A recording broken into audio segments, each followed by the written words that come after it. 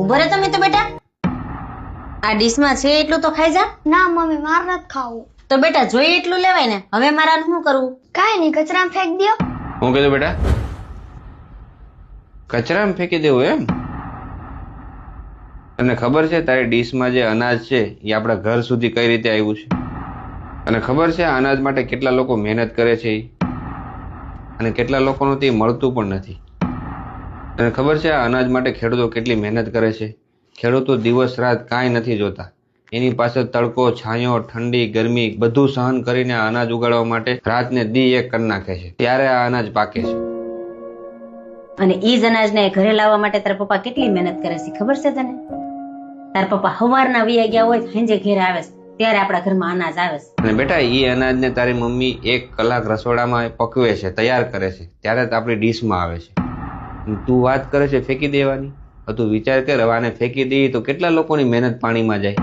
Sorry પપ્પા, sorry mummy, હવે હું ક્યારે અન્નનો બગાડ નહીં કરું.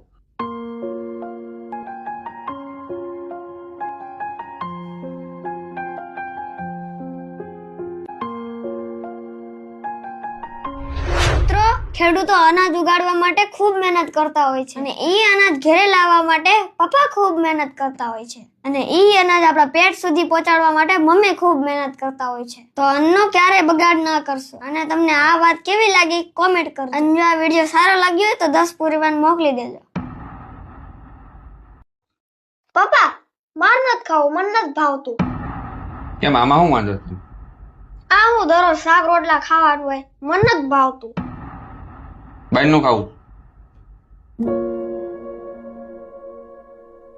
હાલ.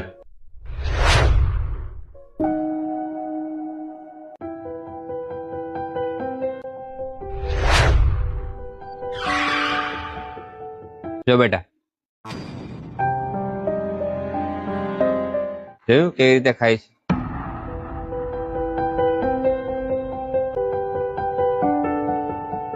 ખાવું છે બહારનું? પપ્પા હાલો ઘરે, આપણે સારું છે. સારું છે ને?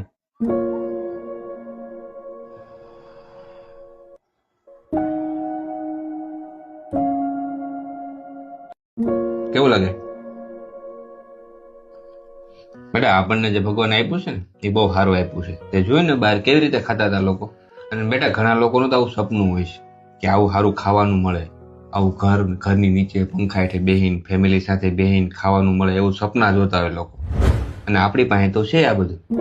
એટલે જે આપણી પાસે જે મળ્યું છે ને એ ખાઈ લેવાનું બેટા. હું આ નહીં ખાવ, ઓલું શાક નહીં ખાવ, એવું કરવાનું હોય. હવેથી જે મળે એ બધું ખાઈ લઈને. હા પપ્પા, હવે હું કોઈ દી નહીં કરું. જે બને હોય છે ને એ ખાઈ લે. તો મિત્રો, અન્નનું અપમાન ક્યારેય ન કરવું જોઈએ. તમારા ઘરમાં જે ખાવાનું બને છે તેની કદર કરો, કારણ કે તમને જે મળે છે એ બીજાને નથી મળતું. ઈ એનું સપનું હોય છે અને તમારી પાસે હકીકત છે. તો હંમેશા યાદ રાખો, ઘરમાં જે પણ બનશે એ બધું ખાઈ લેવાનું. તો આ વિડીયો તમને કેવો લાગ્યો કમેન્ટ કરજો અને 10 પરિવારને મોકલી દેજો.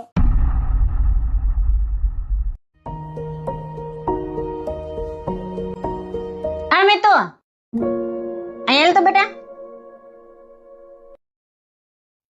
મેં તને 10 રૂપિયા ભાગ લેવા આપ્યા હતા. હું ભાગ લઈ આવ્યો બતાવી દી.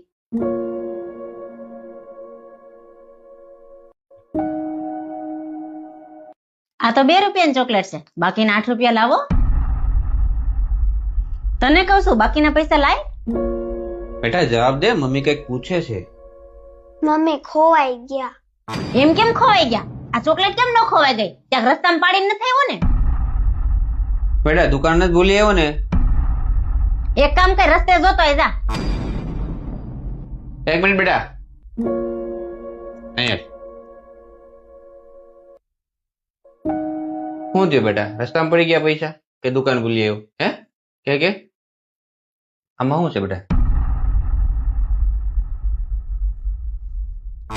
આ શું છે બેટા? બોલ બેટા, શું છે? ચોકલેટ. આ ઓલા તું 8 રૂપિયા વિધા એમાંથી લાવ્યો છે ને? મમ્મી કે સાચું છે? આ તારી છે?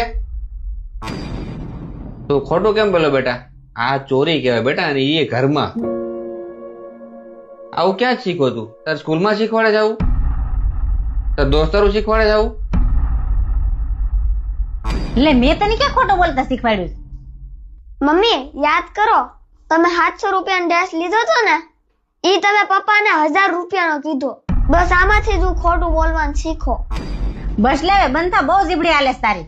બસ લે, બંધ થઈ જાય, એને ખીજાવવાની જરૂર નથી. બાળકો તો ભગવાનનું રૂપ કહેવાય.